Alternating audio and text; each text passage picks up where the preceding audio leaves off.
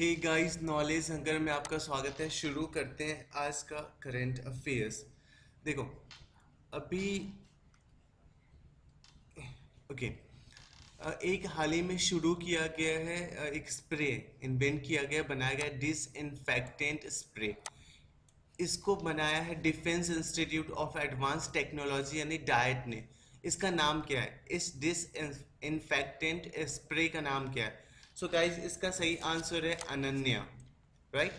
देखो, dish इन्फेक्टेंट spray का simple meaning होता है एक ऐसा स्प्रे जो कि इन्फेक्शन यानी वायरस के स्प्रेड को ख़त्म करेगा, और वायरस को ये मारता भी है, इवन किलिंग करना भी इसका काम है और इसके स्प्रेड को रोकना भी है। ठीक है, बात करते हैं DIAT की, तो इसका हेडक्वार्टर है Pune. Right. Periodic labour force survey जो कंडक्ट किया गया था, ये किसके द्वारा कंडक्ट किया गया है? सो गाइस, इसका सही आंसर है NSO, नेशनल स्टैटिक्स ऑफिस। बात करते हैं NSO की, तो इसका हेडक्वार्टर है दिल्ली में और ये आता है ministry of statics and programme implementation के अंतर्गत। इस सर्वे में ये बताया गया है कि जो सेल्फ एम्प्लॉयमेंट है, लोगों का जो खुद का रोजगार था, वो कितना हद तक डिक्रीज हो गया है इस लॉकडाउन और कोरोना वायरस की वजह से। एक मॉनेटरी सिस्टम डेवलप किया गया है जिसका नाम है कोविड बीप। इसका क्या ऑब्जेक्टिव है? सो गाइस, नाम से ही क्लियर है, मॉनेटरिंग सिस्टम, यानी इसका जो उद्देश्य है वो है कोरोना वायरस को मॉनिटर करना। ये बेसिकली बनाया गया उस इक्विपमेंट या गैजेट्स के लिए जो प्रॉपर लोग यूज करते हैं, लाइक PPE किट। तो उसमें वायरस है या नहीं, ठीक है, उसको प्रॉपर तरीके से मॉनिटर करने के लिए, या फिर वायरस हमारे बॉडी में इन कर गया है उसको मॉनिटर करने के लिए है IIT हैदराबाद और ESIC मेडिकल कॉलेज हैदराबाद के द्वारा। बात करते हैं जब नो इनवॉइस का कंडीशन होता है, जब हम इनवॉइस नहीं बनाते हैं, ठीक है, तो उस मंथ में GST जो फाइल करते हैं उसका नाम क्या है? सो उसका राइट आंसर है नील GST, NIL GST। देखो, आप अगर कोई फॉर्म चलाते हो, कोई आपकी रजिस्टर्ड शॉप है या फैक्ट्री है या कुछ भी है जिससे आप इनकम जनरेट करते हो और रजिस्टर्ड है, तो आपको क्या होता है, हर मंथ आपको GST फाइल करना होता है। अगर किसी मंथ में आपका कोई भी इनवॉइस जनरेट नहीं होता, मतलब आपने उस मंथ में कोई अ, बेचा ही नहीं चीज़ें, ठीक है, तो उसमें भी आपको GST फाइल करना होगा, लेकिन वो GST होगा नील GST, यानी उसमें आपको अमाउंट शो नहीं करना होगा। तो इसका सही आंसर है NIL GST। बात करते हैं GST की, तो ये लागू किया गया था 2014 में, और ये था कॉन्स्टिट्यूशन का 122 यानी 122वां अमेंडमेंट। GST को जो हेड करता है वो होता है GST काउंसिल, और इसके हेड होते हैं हमारे फाइनेंस मिनिस्टर। हाल ही में ये GST नील GST न्यूज़ में था, क्योंकि अगर आप SMS के थ्रू भी आप नील GST फाइल कर सकते हो। पहले ये SMS के द्वारा फाइल करने की फैसिलिटी नहीं थी। सो बढ़ते हैं नेक्स्ट स्लाइड की तरफ। वर्ल्ड बैंक ने इंडिया का GDP ग्रोथ या ग्रोथ रेट है वो कितना प्रेडिक्ट किया है? सो इसका सही आंसर है -9%। ये अब तक का जितने भी इंस्टीट्यूशन या फर्म या फिर जो भी ऑर्गेनाइजेशन है उसने प्रेडिक्ट किया, उसमें अब तक का ये वर्स्ट प्रेडिक्शन है, -9% GDP। राइट। बात करते हैं अगर ग्रोथ रेट की, तो इसमें ये भी बताया है वर्ल्ड बैंक ने इस रिपोर्ट में कि इंडिया का जो इकोनॉमी है वो फिफ्थ वर्स्ट हिट इकोनॉमी होगा after USA, Brazil, Russia and UK। सबसे ज़्यादा जो प्रभावित होगा इसमें वो है USA यानी अमेरिका।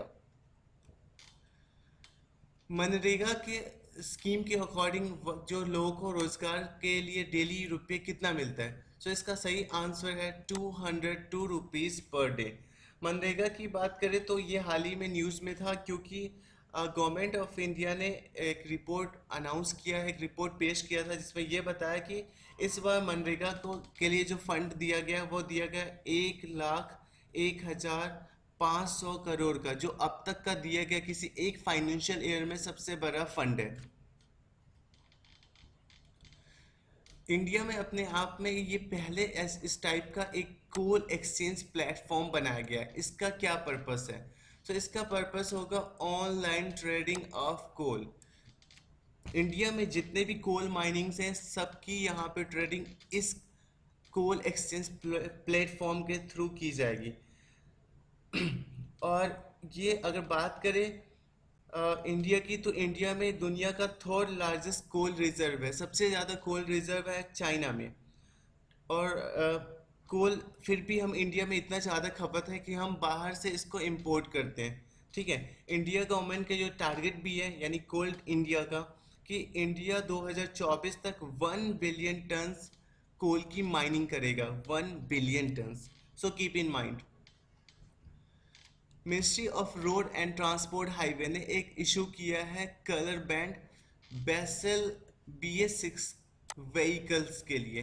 तो आपको बताना है कि पेट्रोल फ्यूल व्हीकल के लिए कौन सा कलर होगा। सो गाइज इसका सही आंसर है ऑरेंज। पेट्रोल फ्यूल व्हीकल के लिए ऑरेंज कलर होगा। अगर बात करें ब्लू कलर तो ये होगा डीजल फ्यूल व्हीकल्स के लिए।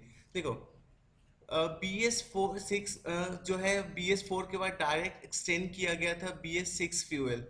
इस तरह की गाड़ियाँ में इस तरह के फ्यूल यूज़ करने से क्या होगा कि आपका around 5 times air pollution decrease होगा, क्योंकि सल्फर कंटेंट इसमें रिड्यूस हो जाता है 5 टाइम्स।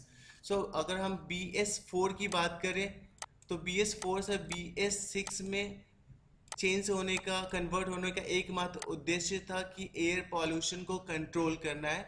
और ये कैसे कर सकते हैं, जो उसमें सल्फर या फिर नाइट्रोजन कंटेंट है उसको डिक्रीज करके, right. Airborne rescue pod isolated transportation, जिसका शॉर्टकट है अर्पित, ये किसने बनाया है? सो इसका सही आंसर है इंडियन एयरफोर्स ने ये डेवलप किया है अर्पित। देखो इसका मुख्य उद्देश्य है कि अगर आप हाई एल्टीट्यूड पे ट्रैवल कर रहे हो एरोप्लेन में, हवाई जहाज में, और वहाँ पे कोई प्रॉब्लम होता है आपको, ठीक है, एक सीवियर प्रॉब्लम होता है, तो आपको कैसे आइसोलेट करना है, कैसे आपको ट्रीटमेंट कराना है, उसके लिए एक प्रॉपर सिस्टम बनाया गया। इस तरह का एक ग्लास का बॉक्स होगा और इसमें पेशेंट को रखा जाएगा और फर्दर इसको ड्रॉप किया जाएगा, मतलब उतारा जाएगा और आगे एम्बुलेंस में शिफ्ट किया जाएगा। इसमें सारी कंडीशन, सारी फेवरेबल कंडीशन होगी उस पेशेंट की, ताकि उसके लाइफ को सरवाइव करने में हेल्प कर सके। सो अर्पित अर्पित एक और होता है शॉर्ट फॉर्म, जिसका फुल फॉर्म होता है annual refresher programme in teaching. ये टीचर्स के लिए एनुअल एग्जामिनेशन कराया जाएगा अंडर स्वयं प्लेटफॉर्म। स्वयं प्लेटफॉर्म क्या था? ये एक massive open online course platform है, जिसमें 9th क्लास से लेके क्लास PG तक यानी पोस्ट ग्रेजुएट तक आप ऑनलाइन कोर्सेज ओपन सोर्स से कर सकते हो। ये हम ऑलरेडी डिस्कस कर चुके हैं, online trading of coal. So guys इसी के साथ ये लेक्चर खत्म करते हैं। होप अगर आपको कुछ भी सीखने को मिला हो इस लेक्चर से तो please like, subscribe and share करें। Thank you.